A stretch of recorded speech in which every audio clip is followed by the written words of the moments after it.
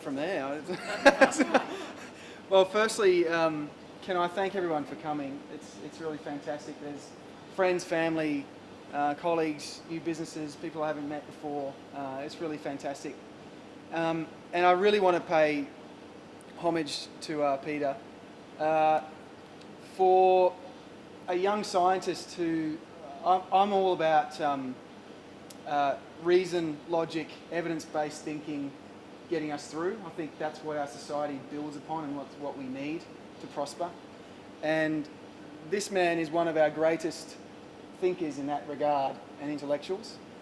And so I just want to tell you a bit of a story about, I guess, how we met, which was last year, how Peter was saying, you know, it was the first draft of this book. But he sort of flippantly said this, but I mean, I'm this young scientist, right, who has just looked up to Professor Doherty for my life, short life, but my life.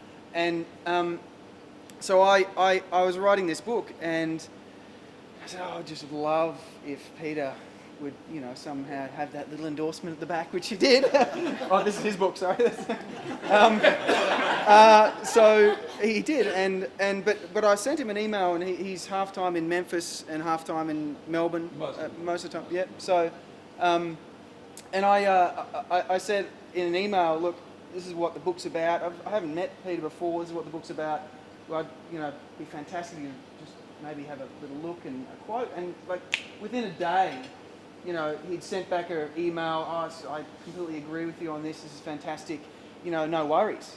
And I just went. Not only is this man one of my idols, but also at the same time, you know, he's put his time and effort into supporting someone we haven't met before. I mean, so not only am I just a complete fan professionally, and he has changed the world in many ways, as we all know, you're a great bloke too, and that's why you got Australian of the Year in '97 as well. So I just want to thank you at the bottom of my heart. It's just fantastic for your support, Peter. So thanks. And the lovely carbon neutral WA bottle of wine. Thanks very much. So thanks a lot.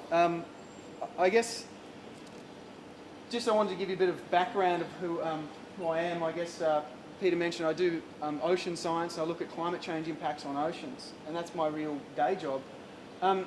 But when you're a scientist, and Peter would know this quite eloquently or clearly, there's a diagnosis and there's a cure. And right now, well, the last 10 years, I've been looking at the diagnosis mainly. You know, climate change, this huge multi-generational issue that is going to impact us all in many ways. I'll focus on the diagnosis, and that was a little bit disheartening when you're just looking at the train head towards the wall. So I've sort of focused a little bit of my attention away from the diagnosis and put it squarely into the cure. And in doing so, I've studied economics as well in my part-time. And so I've mashed these worlds together in this book, really. And so I've tried to come out, what I've tried to demonstrate and argue is that that climate change, we tend to think of climate change as an environmental issue. It is, but there are massive economic and social changes that are going to come about through climate change, whether it's the direct impacts of climate change on our economy and our society. We're talking about sea level rise and infrastructure and ports and food prices, insurance premiums. The list goes on. There's a huge economic cost to the direct consequences of climate change, and you may have heard of. But there's also the indirect costs of climate change, and that is when the world responds to this issue, and as Peter was talking about, the world is responding to this issue.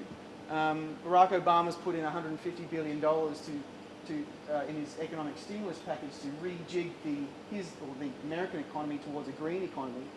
The world's responding, and there's going to be huge economic trade shifts through that. And so Australia, if we sit back and go, oh yeah, we're fine, let's continue our old ways, we're actually going to be worse off economically. So not only is it good for the environment to move towards a low carbon future, it's actually good and imperative for our economy for this century. And this is what I've tried to illustrate in the book. And one way to try and think of this issue, I guess I always I tried, and it's called the clean industrial revolution. So when we think of the industrial revolution, which has prospered us till now, we've linked our economic growth and prosperity to energy sources like coal and oil, in the old ways that we've done things. The clean industrial revolution is a completely new path. It's not taking away the prosperity, it's just taking away the polluting carbon emissions from that equation. And there's a really great way to try and illustrate this. And I wanted to bring a prop. Does anyone know what this is? It's a hard drive. Out of my garage. How amazing is this? But anyway, my father got me this in the mid-80s. Apple IIe, right? This is their floppy disk, the 64 kilobit floppy disk. I think there's a disk in there. There we go. So this is in the mid-80s, right? So this holds essentially the equivalent of a text message or even an email, right? So 20 years down the road, you've got the iPhone. So this holds everything in my life pretty much. But you've got movies, you've got everything. So this is a symbol of the old industrial revolution, right? This is the old industrial. This is 20 years ago. This is a symbol of the new industrial revolution. That is the clean, lean future where there's a huge potential for technological expansion in solving this issue, right? So, and that's where the world's moving. And so what Australia's doing is protecting this. We're protecting this at the detriment of this, right? So essentially we want to move towards a more prosperous, cleaner society, and we're doing the opposite. So this is what I'm trying to argue in this book. And I think it does give you somewhat of a symbol or illustration of the situation.